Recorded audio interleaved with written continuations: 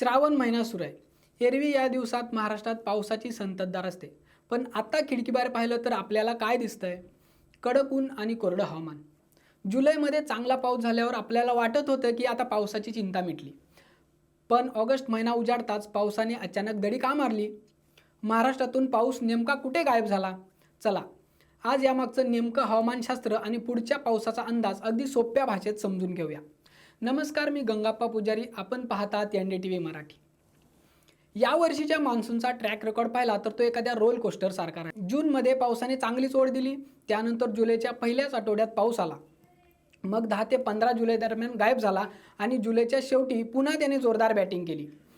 यामुळे बळीराजाने सुटकेचा निश्वास टाकत पेरण्या केल्या, पण ऑगस्ट सुरू होताच पावसाने पुन्हा ब्रेक घेतला।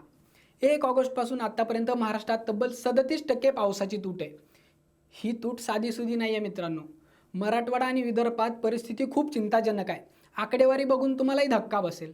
बीडमध्ये तब्बल 87% तूट आहे, सोलापूरमध्ये 68%, अहिल्यानगरमध्ये 66%, तर धाराशिव आणि जालन्यात 60% पाऊस कमी पडला आहे। मध्य महाराष्ट्र, मराठवाडा आणि विदर्भातल्या बहुतांश जिल्ह्यामध्ये पावसाची तूट 50%पेक्षा जास्त आहे। जुलैमध्ये धुवाधार बरसणाऱ्या कोकणातही आता पावसाने विश्रांती घेतली। एकट्या सिंधुदुर्गामध्ये 37% तूट आहे। फक्त पुणे, सातारा, नाशिक या पश्चिमेकडच्या पट्ट्यात पाऊस थोडाफार समाधानकारक आहे। पण आता सर्वात मोठा प्रश्न, असं का होतंय? महाराष्ट्रावर पाऊस का रुसलाय?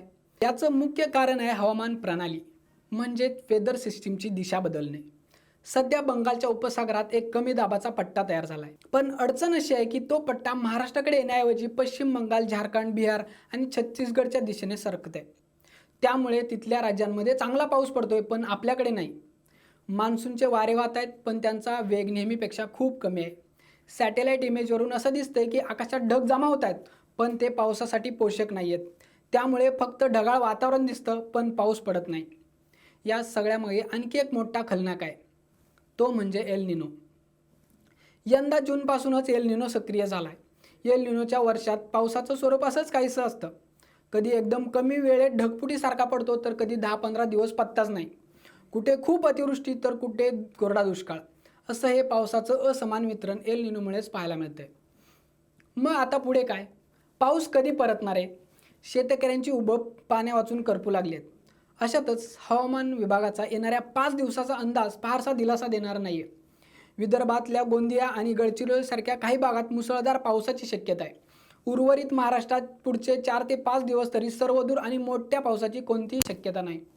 काही ठिकाणी हलक्या ते मध्यम स्वरूपाचा पाऊस पडू शकतो, पण तोही असमान असेल।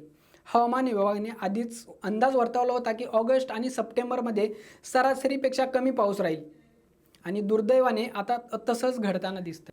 अन्यथा सध्या तरी या महाराष्ट्राला कडक उन्हापासून आणि पावसाच्या प्रतीक्षेतूनच जावं लागणार आहे। तुम्हाला हा व्हिडिओ कसा वाटला कमेंट्समध्ये नक्की कळवा। अशाच नवनवीन व्हिडिओंसाठी NDTV मराठीला नक्की फॉलो करा। धन्यवाद।